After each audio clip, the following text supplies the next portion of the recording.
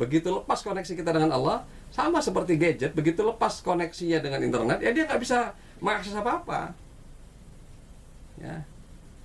Jadi, dan ketika kita nggak bisa apa, maka apa yang kita dapatkan informasinya itu tidak up to date. Atau kita kemudian bisa kehilangan arah. Gitu ya. Maka di dalam Al-Quran itu, ya, koneksi kepada yang menguasai langit dan bumi ini, itu harus kita maintain sedemikian rupa. Gitu ya, dalam setiap kesadaran kita. Gitu ya. Dan ketika kita lepas sesekali, kita koneksi lagi, sama seperti gadget kita, sesekali off, sesekali kemudian dia di blank spot gitu ya. Tapi kita berupaya untuk berusaha mencari lagi ya wifi terdekat gitu. Kira-kira begitu. Aneh ya kalau sekiranya di dunia kita berusaha untuk mencari koneksi sedemikian rupa sungguh-sungguhnya gitu ya. Dan kita merasa cemas kalau kehilangan koneksi. Aneh sekali kalau kita nggak merasa cemas kehilangan koneksi dengan Allah Subhanahu Wa Taala. Gitu ya. Kenapa? Karena begitu kita kehilangan koneksi, maka kita sebenarnya berpotensi kehilangan segala-galanya sebenarnya. Gitu ya.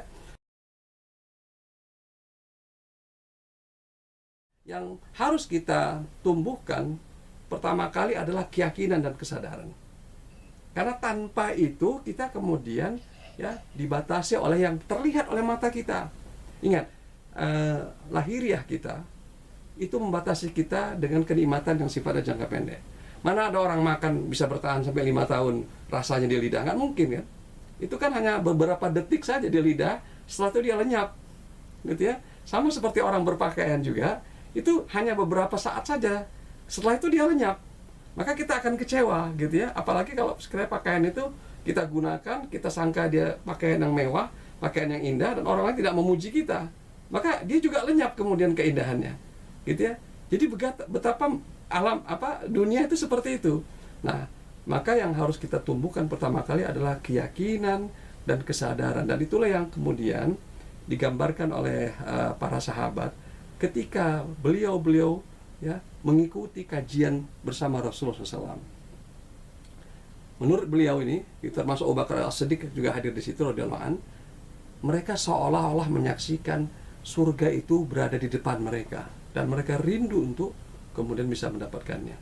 Dan mereka juga menyaksikan seolah-olah neraka itu juga tergambar di depan mereka dan mereka begitu takut dengan ya resiko terburuk di masa depan mereka. Karena itu mereka kemudian begitu tercerahkan gitu ya. Nah, dan kata salah seorang di antara mereka, tapi sayangnya ini kalau udah pulang ngaji nih, gitu ya.